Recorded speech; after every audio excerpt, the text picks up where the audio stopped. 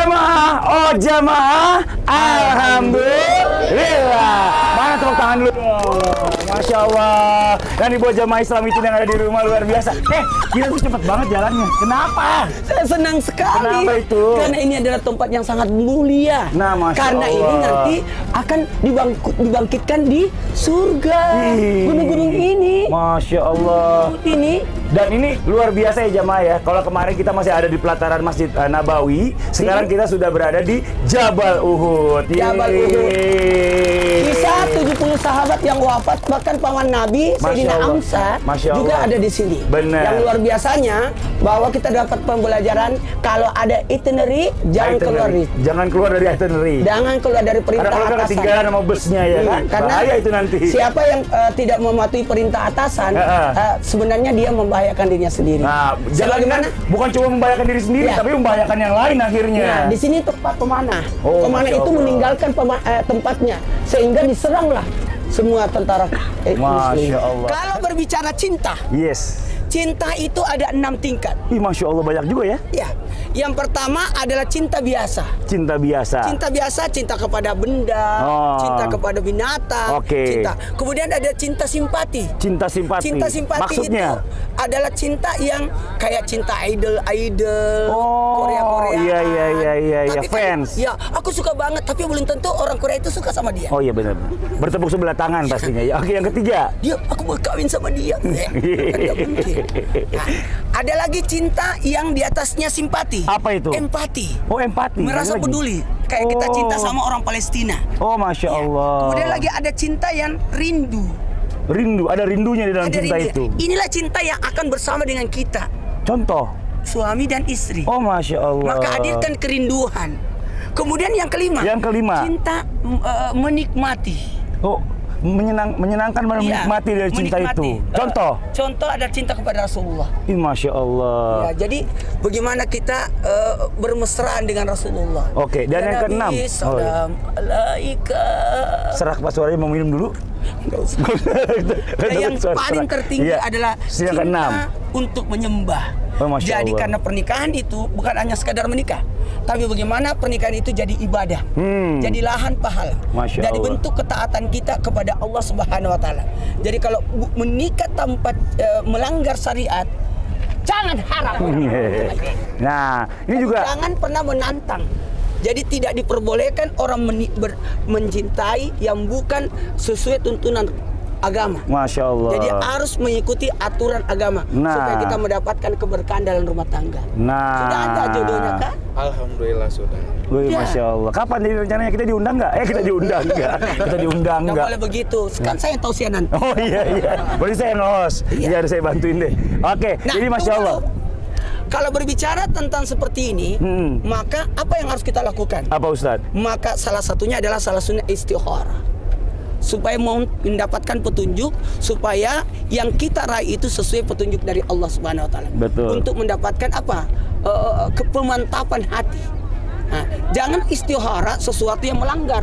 Apakah antara dia dengan, tapi kalau tidak sesuai aturan syariat tidak boleh. Jadi betul-betul ada yang sesuai syariat, itu pun sesuai syariat harus istikharah dulu. Masya Allah. Jadi bicara masalah jodoh nih Sultan ya, kita kan pengennya kalau nanti menikah itu bukan cuma hanya sehidup aja, sehidup semati, enggak. Pengennya sehidup sesurga.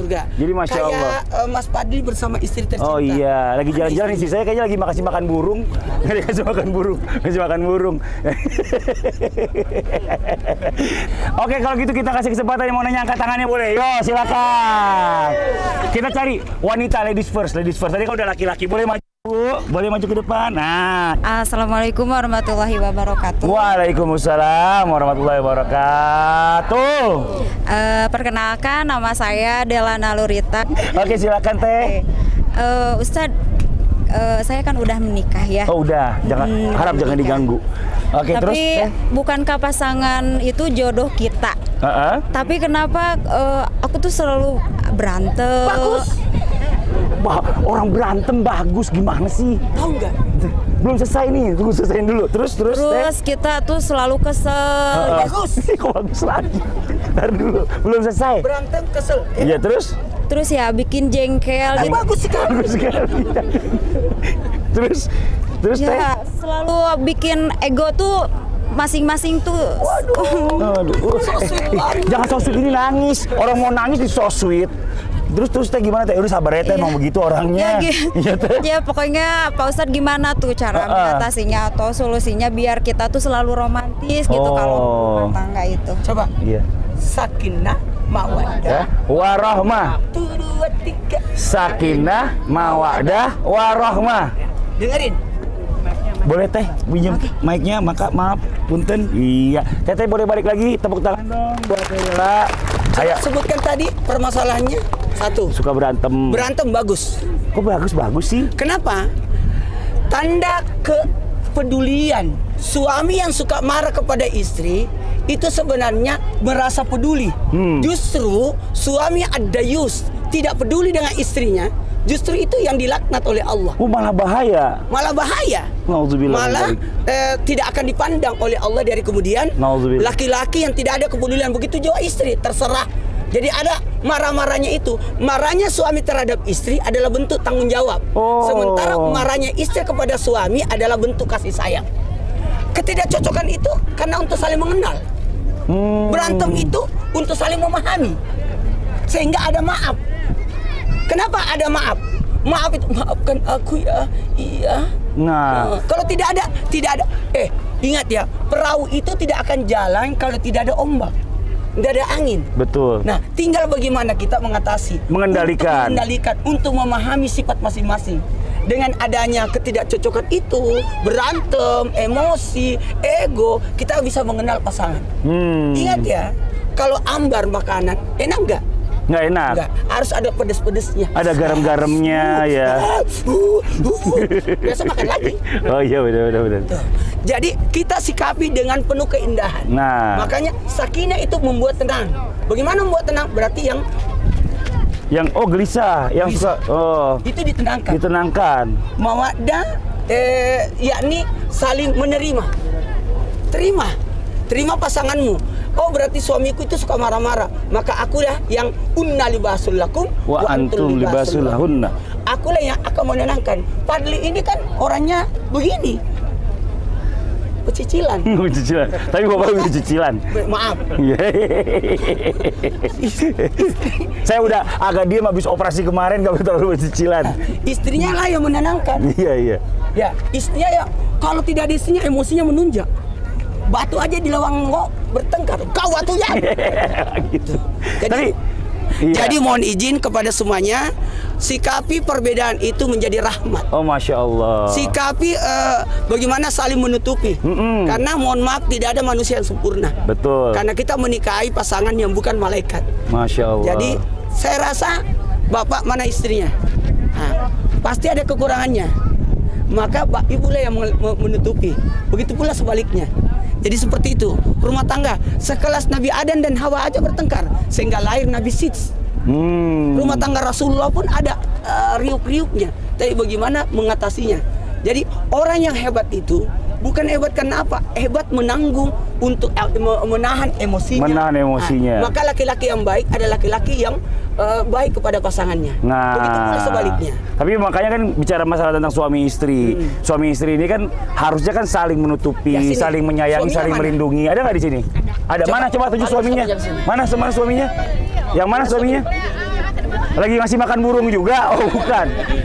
Ya. Oh. Coba minta maaf sama suami. Minta maaf dong.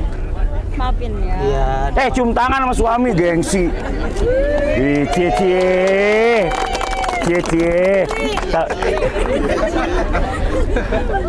Nanti kita cari banyak banget tuh jamaah di sini. Siapa tahu ada yang jodoh, iya kan? Sabar ya. Makasih banyak, Kak. Balik lagi. Tepuk tangan dong buat Mbak Dela dan juga suaminya. Yang mau nanya lagi boleh silakan angkat tangannya, yo. Sebentar, saya mau ibu-ibu dulu boleh? Boleh. Ibu boleh maju ke depan, Ibu. Ya. Ibu perkenalkan diri dulu. Assalamualaikum warahmatullahi wabarakatuh. Waalaikumsalam warahmatullahi wabarakatuh. Perkenalkan Bapak Ustadz, nama saya Ibu Esti Kurniati. Ibu Esti. Ya. Dari Bandung. Dari Bandung. Ya. Kami akan menanyakan. Sekarang gini Pak Ustadz, banyak terjadi di masyarakat orang tua memaksa kehendaknya untuk menjodohkan anaknya. Bagaimana pendapat Ustadz mengenai hal ini? Terima kasih sebelumnya. Iya, Ibu, makasih banyak, tepuk tangan dong buat Ibu. Nah ini mohon izin. Apa itu? Sebelumnya saya mau tanya, Ibu waktu dulu nikah dijodohkan atau jodoh sendiri? Jodoh sendiri. Bagus. Kalau Ustadz dijodohkan atau jodoh sendiri? Jodoh sendiri. Jodoh sendiri. Terima kasih. Punten Ibu bisa kembali lagi, Masya Allah. Gimana itu jadi banyak orang tua zaman sekarang ini masih dianggap kayak zaman Siti Nurbaya. Dijodoh-jodohin. Jangan pernah salahkan orang tua yang menjodohkan anak. Kenapa begitu? Karena tidak ada orang tua yang mau melihat anaknya sengsara. Tidak ada orang tua yang menjerumuskan anaknya dalam kesesatan. Benar. Jadi orang tua itu mau melihat anaknya yang terbaik. Benar. Karena tugas orang tua ada 3, menafkahi. Apa artinya nafkah? Memberikan kebutuhannya. Anak butuh kebutuhan pasangan. Betul. Maka orang tua berkewajiban sampai anaknya punya pasangan. Maka ketika anak itu sudah berusia dewasa, sudah berusia mampu, maka orang tua bisa menanyakan, "Nak, adakah jodohmu? Adakah pilihanmu?" Kalau memang dia tidak, maka orang tua bisa mencarikan atau menunjukkan tanpa memaksakan. Nah, yang tidak bagus itu masih di dalam perut sudah dijodohkan. Nanti anakmu sama anak kita bersama. Ternyata laki-laki anaknya. Kan susah. Gak jadi. Jadi anaknya yang berikutnya cucunya lagi. Iya. Jadi memang ada seperti itu. Mohon izin tanpa menggurui, sebaiknya orang tua itu tidak boleh memaksakan, tapi mengarahkan boleh. Boleh mengarahkan. Boleh mengarahkan tapi tidak memaksakan. Nah, yang perlu dipaksakan adalah sesuatu yang dalam artian sudah membahayakan syariat. Kembali lagi kepada syariat. Misalkan sudah berada di ujung untuk laksana berbuat zina. Ini yang bahaya. Jangan sampai dia berbuat zina sehingga dosa zina itu pun ditanggung oleh orang tua. Jadi orang tua juga tidak boleh berdiam diri. Tidak boleh juga, mohon maaf, tidak peduli kepada anaknya karena ada kebutuhan yang dibutuhkan oleh anak. Nanti anak itu akan berkata, "Saya berbuat zina gara-gara orang tua saya tidak pernah mengarahkan saya." Atau tidak mengizinkan saya menikah gitu ya. Atau menghalangi pernikahannya. Itu yang bahaya. Nah, berikutnya terakhir buat kita pembelajaran, orang tua juga ada kewajiban untuk melindungi dan mendidik. Melindungi dan mendidik. Bagaimana bentuk perlindungan pendidikan itu? Bagaimana anak itu diberikan persiapan untuk menuju ke kehidupan berikutnya. Karena menikah itu bukan semudah yang kita kira. Masya Allah. Karena ada tanggung jawab di dalam. Masya Allah. Dan ini juga buat teman-teman semuanya yang mau menunjukkan kepada orang tuanya bahwa dia itu mampu mencari jodoh sendiri. Kasih tahu juga orang tuanya. Jangan sampai orang tuanya jadi repot. Sini. Kenapa? Ini. Kenapa ini dia? Mana pasangannya? Mana pasangannya? Gendut. Pasangan dipanggil gendut. Ya. Emang segini mah nggak gendut. Tuh, lihat mana gendutnya. Ini pasangan suami istri. Ini suami istri? Iya. Kirain temen. Suami istri. Teman sehidup semati. Wih. Ke surga. Ini istrinya nggak salah ngomongnya begini. Kapan menikahnya? Tahun 2002 berapa? Lupa. 2002 berapa itu masih apa? Jangan-jangan bukan nama yang ini. 2022 bener nikahnya? 2022. Bener? Yang 2023 siapa? Gak ada. Waktu menikah dipaksakan, dijodohkan atau pilih sendiri? Pilihan sendiri. Kenapa milih yang ini? Perutnya Bu Yayut. Apaan? Artinya apa? Perutnya besar. Oh, perutnya besar. Kenapa? Nggak ada. Besaran juga ini tuh. Besaran ini. Kalau suami siapa namanya? Alam. Alam kenapa milih istrinya? Ada Mbak Du. Itu kan. Kalau Alam kenapa milih? Siapa istrinya namanya? Rima. Masih ingat namanya? Masih ingat ya? Yang Irma siapa? Nggak ada. Ustadz bikin berantem. Iya. Kenapa milih Rima? Karena dia yang bisa merubah segalanya. Wih, so sweet banget. Jangan sampai salah peluk. Kalau suaminya boleh, jangan peluk istrinya. Berarti dia disadarkan oleh istri. Masya Allah. Karena dia dibangunkan oleh istri. Untuk sholat maksudnya. Iya. Makasih banyak. Punten bisa kembali lagi. Tepuk tangan dong. Oke, Ustadz, sekarang kita mau ada nih ya, titip doa dari jamaah Islam itu indah. Nah, ini Masya Allah. Ini dari Devi Nabila.